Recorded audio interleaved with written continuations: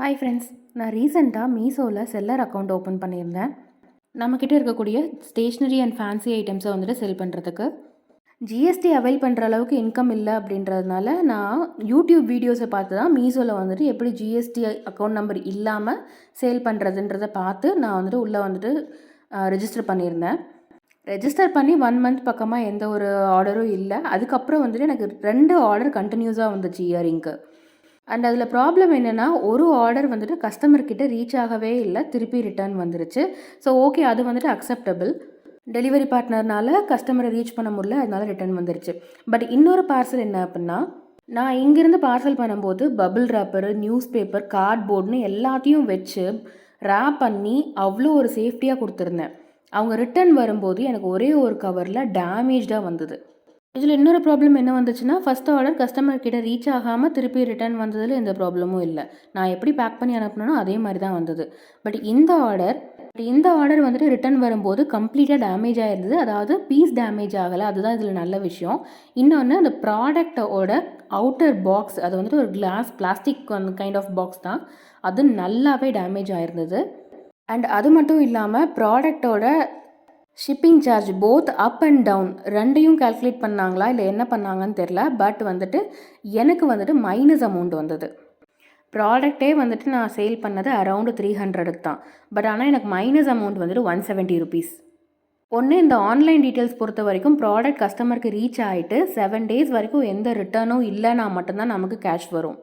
But ஆனால் இங்கே return product reach ஆகிட்டு திருப்பி எனக்கு ரிட்டர்ன் ஆகிருக்கு. அண்ட் கஸ்டமரோட ரீசன் என்னென்னா, product is no longer needed அப்படின்னு சொல்லிட்டு மெசேஜ் வந்திருக்கு.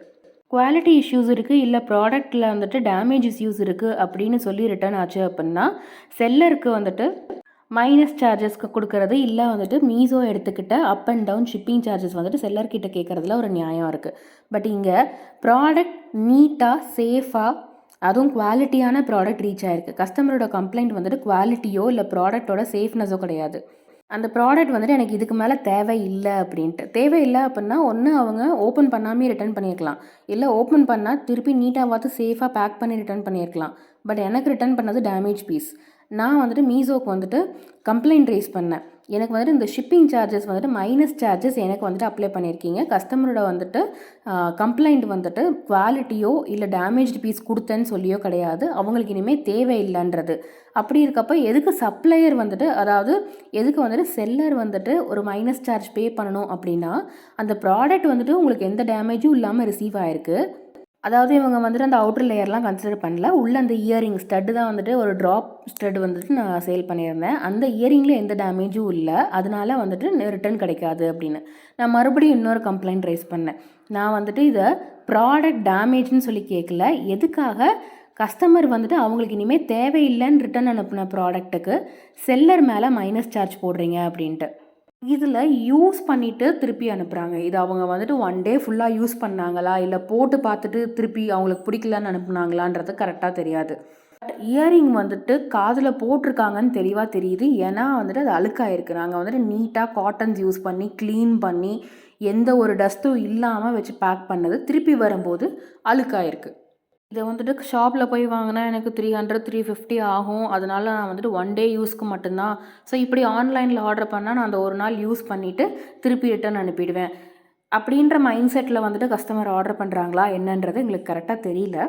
ஆஸ் அ செல்லராக நான் இதுதான் வந்துட்டு ஃபர்ஸ்ட் டைம் ஆன்லைனில் மீஷோவில் செல் பண்ண ஸ்டார்ட் பண்ணுறேன். அண்ட் ஃபர்ஸ்ட் ஆர்டரே எப்படிங்கும்போது கண்டிப்பாக வந்துட்டு அப்செட் ஆகும்.